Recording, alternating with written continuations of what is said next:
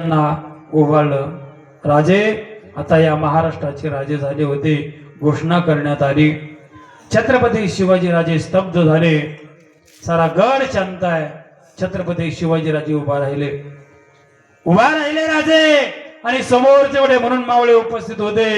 मावळ्यांना राजे बोलतात, मावळ्यांनो, आजपर्यंत हे स्वराज्य निर्माण करण्याकरता प्रत्येकानं आपापलं बलिदान दिलेलं आहे.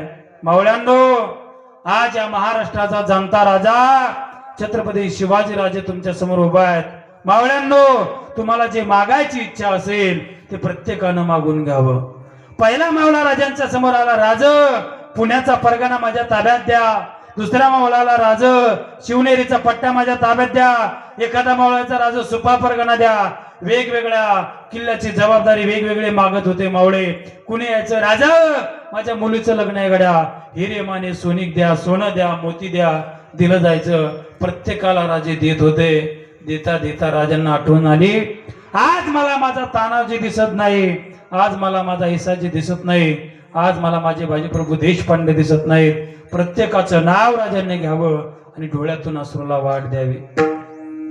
प्रत्येकाला देऊन झालं. प्रत्येकाला देऊन झालं. एका कोपऱ्यामध्ये एक 20 वर्षाचा मुलगा उभा होता. प्रत्येकाने काहीतरी मागितलं होतं. त्या मुलानं मात्र राजांकडे काही मागितलं नव्हतं.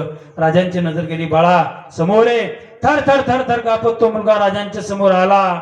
राजांना हात जोडले. बोला राज, का रे, तो काही मागितलं नाहीस?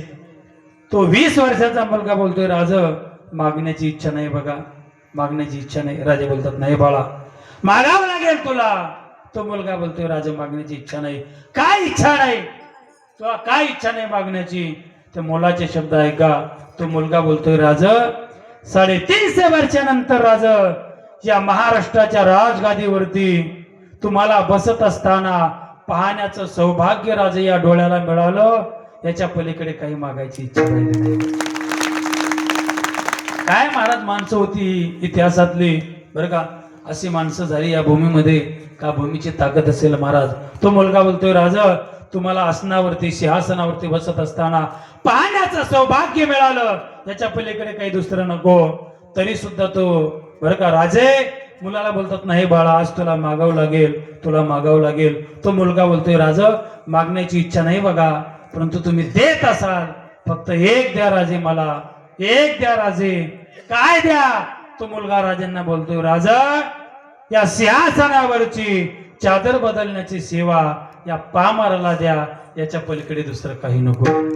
तुम्ही ज्या सिंहासनावरती बसलात, सुवर्ण सिंहासनावरती, त्या सुवर्ण सिंहासनावरली चादर बदलण्याची सेवा या पामराला द्या, याच्या पलीकडे दुसरं काही नको. तो मुलगा साळ्याचा नव्हता, तो मुलगा मराठ्याचा नव्हता, तो मुलगा वंजाऱ्याचा नव्हता, तो मुलगा धनगराचा नव्हता, तो मुलगा कोणब्याचा नव्हता, चांभाराचा नव्हता. तो मुलगा होता, बोला, तो मुलगा होता मुसलमानाचा. नाव होतं त्या लेकराचं मदारी मेहत्तर. आजही माझ्या छत्रपती शिवाजीराजांचा इतिहास, मदारीचा इतिहास वाचल्याशिवाय पूर्ण होत नाही. काय मागितलं गड्या त्या मदारीनं राजांना? राजांना सुद्धा कळेना या लेकराला द्यायला माझ्याकडे काहीच नाही गड्या. लेकरू चादर बदलण्याची सेवा मागते, म्हणून जीवनामध्ये कुणाकडेही मागत असताना असं मागत चला गड्या. ज्याला मागितलंय तो सुद्धा म्हटला पाहिजे, काय मागितलंय माझ्या भक्तानं, बरं का.